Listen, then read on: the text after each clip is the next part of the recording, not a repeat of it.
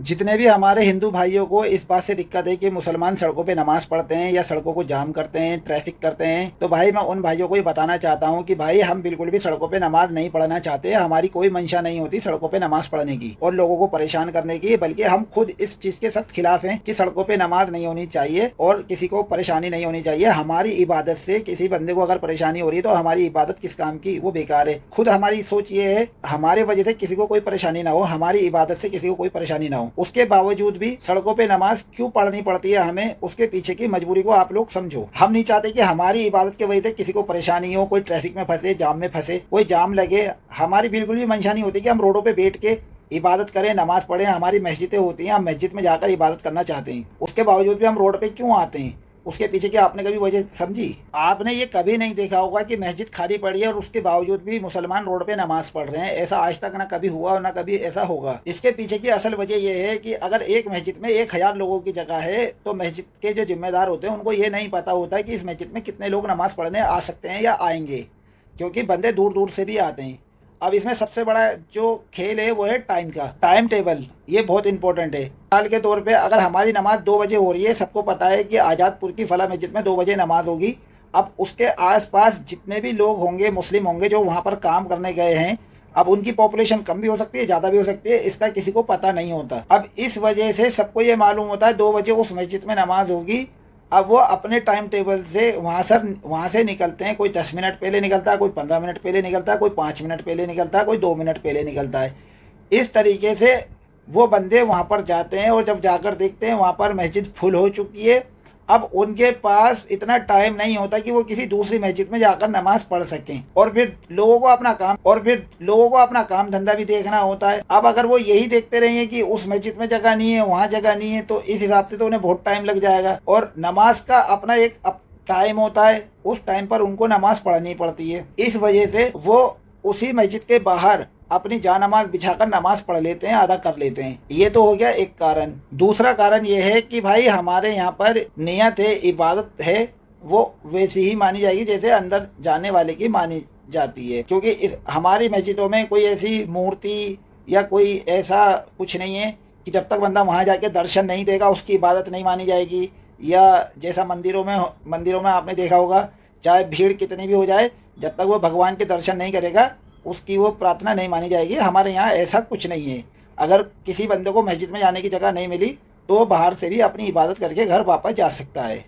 ऐसा कोई रूल्स नहीं है, कोई गाइडलाइन नहीं है कि आपको मस्जिद में ही जाकर फला बंदे के सामने खड़े होकर इबादत करोगे तभी आपकी इबादत मानी जाएगी। भाई जब जगह नहीं है तो जबरदस्ती थोड़ी घुसाओगे तुम उसे मस्जिद के अंदर। तो इस वजह से बंदे टाइम के वजह से भी और जगह के वजह से भी मजबूरी में बाहर ही नमाज पढ़ लेते हैं, अदा कर लेते हैं। अब तीसरी बात ये भाई, ज़्यादातर आपने देखा होगा कि रोड पे नमाज जो होती है ये ज़्यादातर जुमे वाले दिन होती है। अब जुमे के दिन ही क्यों होती है, बाकी दिनों में क्यों नहीं होती भीड़ इतनी जो रोड पे जाम लगे? क्योंकि जुमे का दिन हमारे मुसलमानों में सबसे अफजल दिन बताया गया है। यहाँ तक कि हमारे ईद त्योहारों से भी ज़्यादा बढ़कर जुमे के दिन की वैल्यू बताई गई है।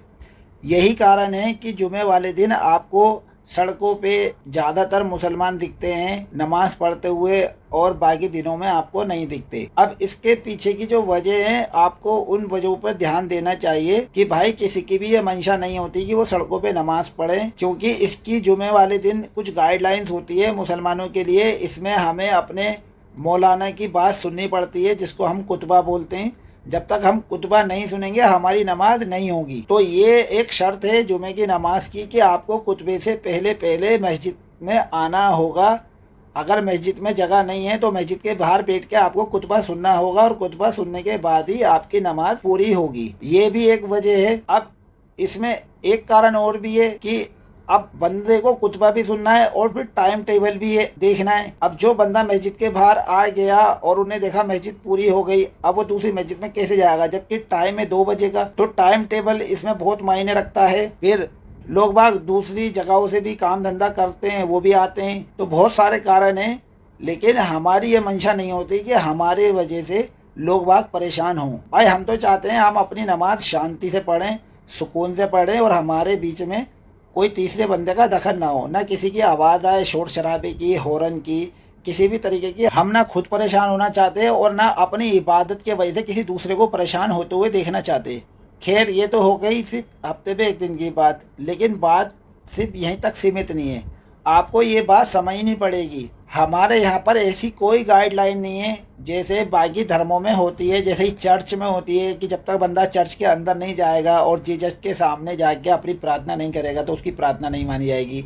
मंदिरों वाली प्रार्थना कि भाई जब तक बंदा भगवान के दर्शन नहीं करेगा, सामने जाके अपने आप को प्रेजेंट नहीं करेगा, तो जब तक उसकी इबादत, उसकी श्रद्धा नहीं मानी जाएगी। हमारे यहाँ इस तरीके की कोई गाइडलाइन नहीं है, क्योंकि हमारी मस्जिद एक इबादत की जगह है। वहाँ पर हम इबादत करते हैं जाके, ना कि अपने आप को किसी के सामने संबोधित करते हैं। हमारी जो इबादत है मस्जिद, हम बिना मस्जिद के अंदर जाए भी अपनी इबादत कर सकते हैं, लेकिन यह हमारे ऊपर फर्ज है कि हम मस्जिद में ही जाएं। वहाँ कोई होता नहीं है, लेकिन यह हमारे ऊपर फर्ज है कि हम मस्जिद में ही जाएं। हम अपनी नमाज घर पे ही पढ़ सकते हैं और पढ़ते भी हैं, लेकिन ये हमारे ऊपर ये फर्ज है कि हम मस्जिद में ही जाएं नमाज पढ़ने। तो यही वजह हो जाती है जो कभी लोगों की पॉपुलेशन ज़्यादा हो जाती है मस्जिद के अकॉर्डिंग, मस्जिद की पॉपुलेशन कम भी हो जाती है, ज़्यादा भी हो जाती है, ये सब चलता रहता है।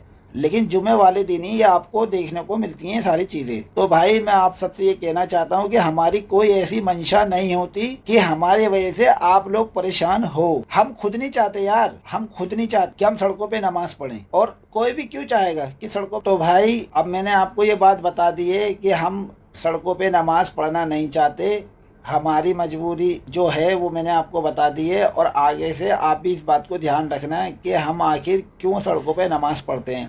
हम आपको परेशान नहीं करना चाहते, हम किसी को भी परेशान नहीं करना चाहते।